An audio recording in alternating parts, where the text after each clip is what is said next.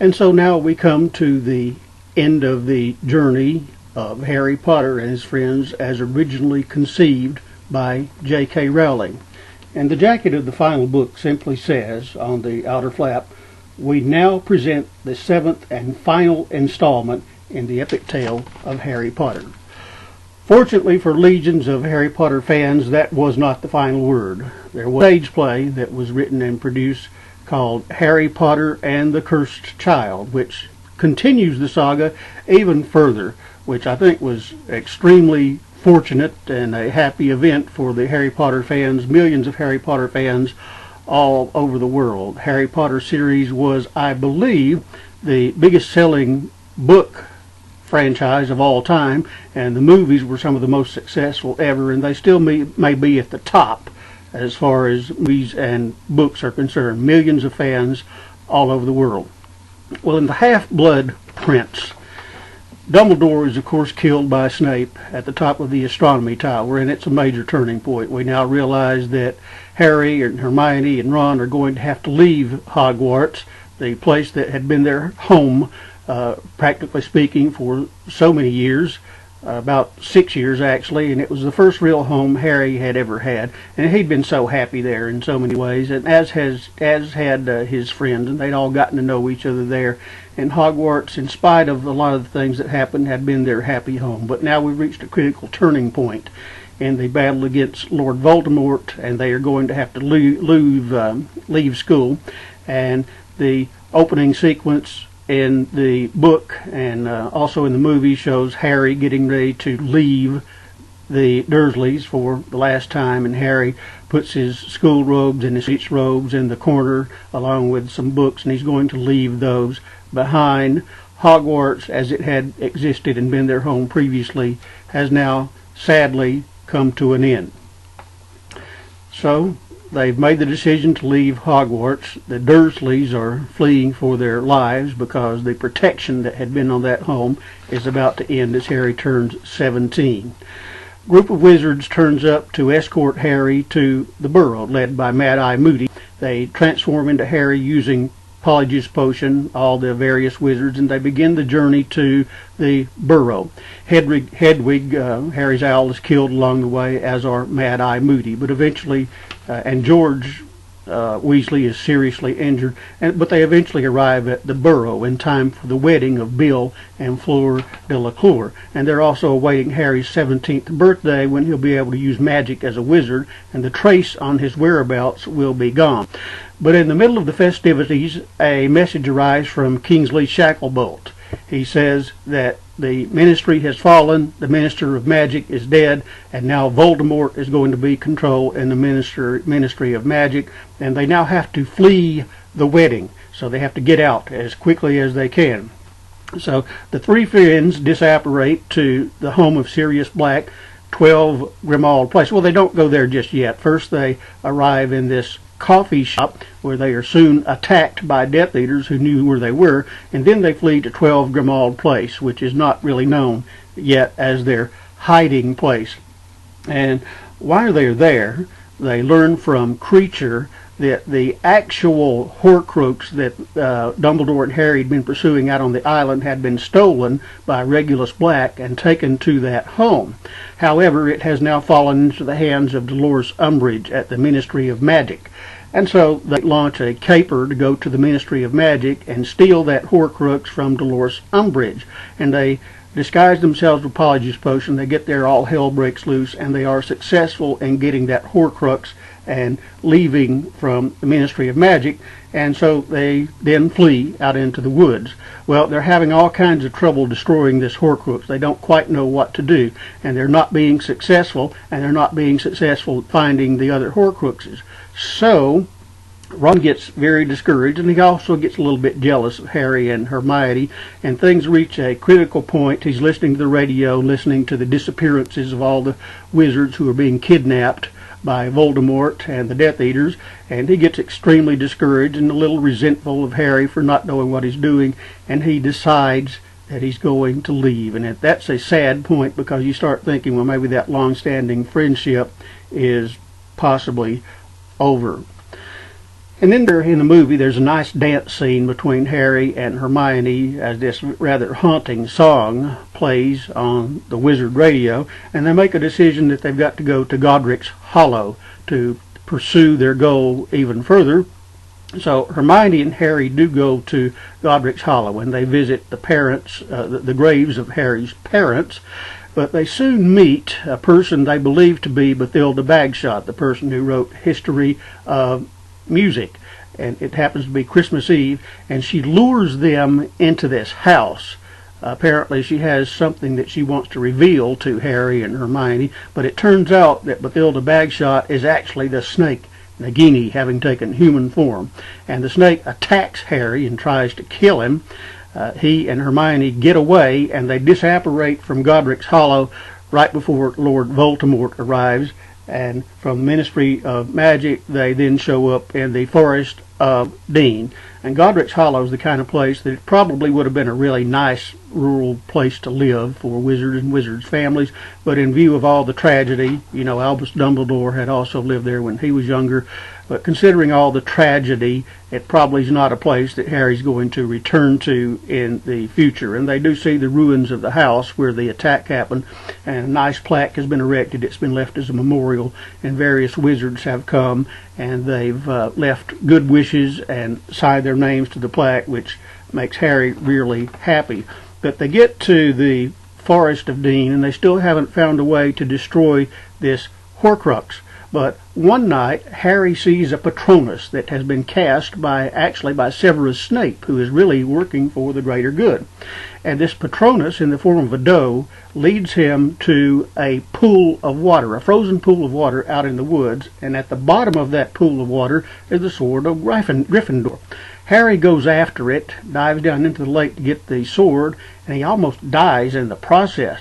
But Ron shows up, and he rescues Harry from the pool, and then Ron is able to destroy the Horcrux with the sword of Gryffindor. And there's a major lesson here. Have you ever had a rupture with a person you were very close to?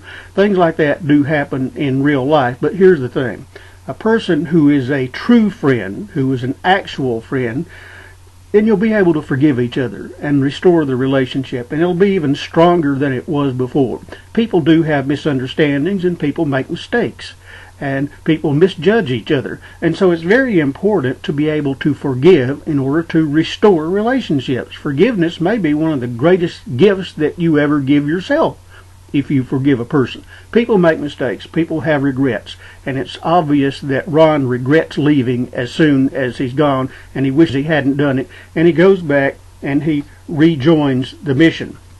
Well, they destroy the Horcrux, and then it's decided that they need to go to visit Zeno Lovegood, who is Looney's father. And in the process of that visit, they ask him about this mysterious mark that's showing up on books and documents, and it turns out that this mark represents the Deadly Hallows, the Resurrection Stone, the Elder Wand, and the Cloak of Invisibility. And it's said that these Deathly Hallows, if they were in possession of one person, could make that person master of death. So the question arises is, do they need to be pursuing the Deathly Hallows, or should they pursue the Horcrux mission? And so they're really not too sure about that. But it turns out that Luna Lovegood, Zeno's daughter, and Zeno was, of course, the editor of the Quibbler, the publication that had been on Harry Potter's side, she has been abducted. And Zeno is desperate at this time. So before the three friends can leave the Lovegoods, he summons the Death Eaters and Lord Voldemort to come and kidnap the three friends, and Harry Potter in particular. Well, they are able to escape that trap, but it isn't long before all three of them, are captured by Death Eaters and transported to Malfoy Manor, which is the home of Lucius Malfoy and Draco Malfoy. And in the process of that, Bellatrix Lestrange is there, who is apparently Lord Voldemort's girlfriend, or whatever you want to call it, significant other, sex partner, or whatever. But she's just a thoroughly evil woman, and she is in the process of torturing Hermione for information as Harry and Ron and Griphook the Goblin and Ollivander the Wand Maker are all imprisoned in a dungeon, and they can hear Hermione's screams, and they want to get out so bad and go help her and go rescue her, but they can't find their way out of this dungeon in which they are locked. And then, out of nowhere, Dobby the house elf shows up. Dobby was the house elf who had belonged to the Malfoy family, and in the Chamber of Secrets, Harry had freed Dobby from his servitude by presenting him, or actually tricking Malfoy into presenting him with a piece of clothing, which in this case turned out to be one of Harry's socks, but that was all it was needed, and Dobby was, the house elf was freed, and then he was a loyal friend to Harry Potter from then on. Extremely loyal, in fact. So Dobby the elf shows up at Malfoy Manor, and he's asked, can he get him out of that dungeon? And Dobby says, yes, of course, I'm an elf, because it turns out that elf magic is different than wizard magic.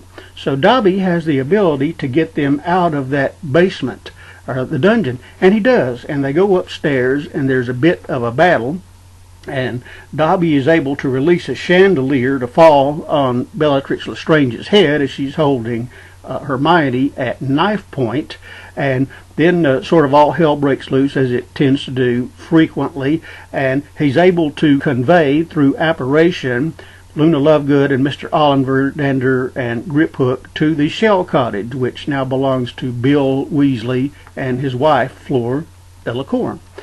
But then he comes back to rescue Harry and Hermione and Ron, and he does so, and as they are disapparating out of Malfoy Manor to flee to the Shell Cottage, Bellatrix Lestrange throws a knife, and they aren't quite gone before the knife strikes Dobby the elf with a fatal wound. But in the process of transporting and apparating to the Shell Cottage, Harry and Hermione and Ron don't really know this at first, so they all arrive at the Shell Cottage on the shore, and they're still figuring out what happened and where they are and all that, and then you hear Dobby the elf simply say, Harry Potter.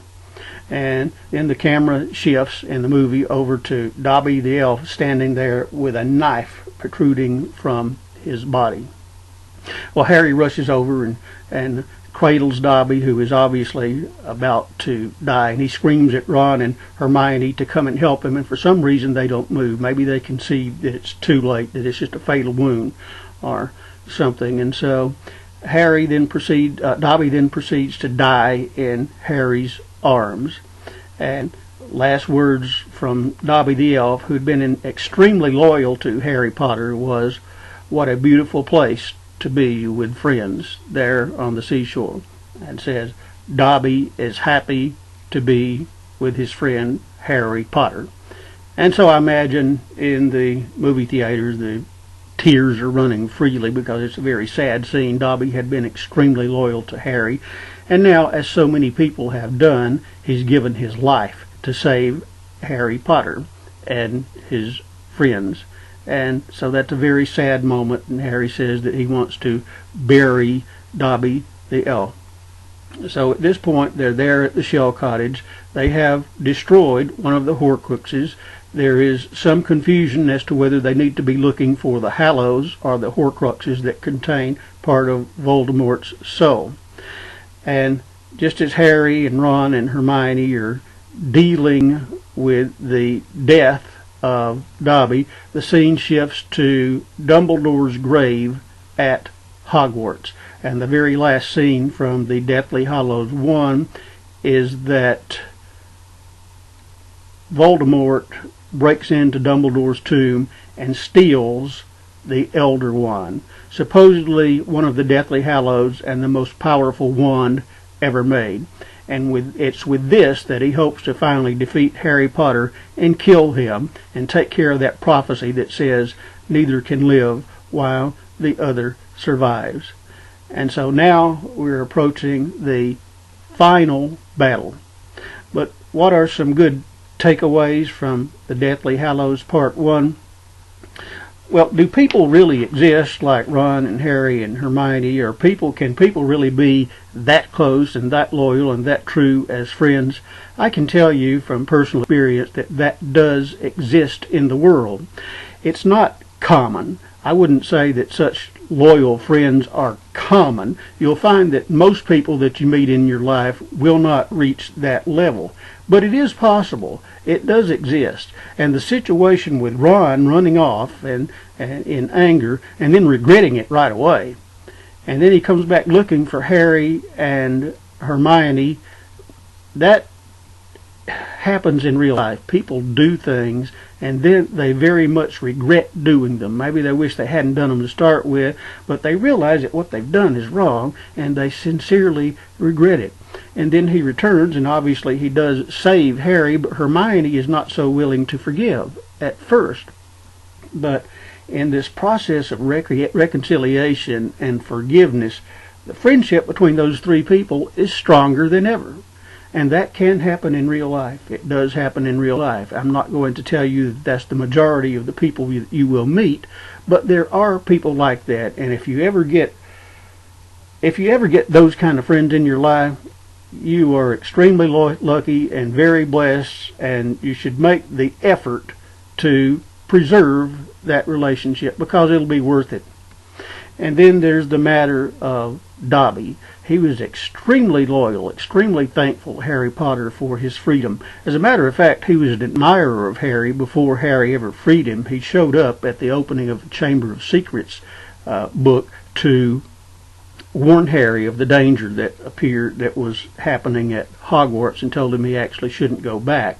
So he was already a Harry Potter admirer, but once Harry took the action that he did and tricked Lucius Malfoy into freeing him, he was as loyal as anybody possibly could be. He was, from that point forward, he'd been an admirer in the past, but from then on he was a true friend to Harry and his friends. And he also took the approach that Harry's friends were his friends. When Ron presented him with a Christmas present that obviously was extremely meaningful to Dobby, Dobby said that Ron Weasley surely must be a great wizard to be a friend of a guy like Harry Potter. So his attitude was that Harry's friends were his friends. Do you find that kind of loyalty in real life? It does exist, but it's rare. It does exist, but when you ever see it, that is a precious jewel. That's extremely important, and that's not something that only exists between blood relations. As a matter of fact, such relationships can exist and be stronger among people who are not related. That has been the case in my life, and it could be the case in your life. Even the Bible says there's a friend that sticks closer than a brother, and that's absolutely true. And you are sort of seeing that in this. As a matter of fact, Ron isn't friends with Percy, his brother, at all, because Percy was just doing all kind of evil things in the pocket of the corrupt ministry of magic and all that. So Harry was a lot closer, Ron was a lot closer to Harry than he was Percy. He wasn't close to Percy at all, even though Percy was a brother. Does that kind of loyalty and true friendship exist? It does. I'm telling you that it does. But it's very rare, and if you're that fortunate and you're that lucky, you should really appreciate what you have. Well, we're moving into the final battle with Lord Voldemort, and once again you're going to see that sacrificial love come into play, and we'll see how good triumphs over evil and love conquers all. And in fact, it can conquer a lot. Real sacrificial love can conquer a lot. Funny thing about this is that the Harry Potter series has been criticized by some religious groups. They claim it promotes evil and sorcery and all that, and yet you see all this good in Harry and his friend, and you see this sacrificial love that actually those are Christian values, and you see that all through the series. So a lot of the criticism by evangelical groups in particular has been unjustified. So the three of them are now headed toward Hogwarts, and we're going to have the Battle of Hogwarts, and some amazing things are going to happen.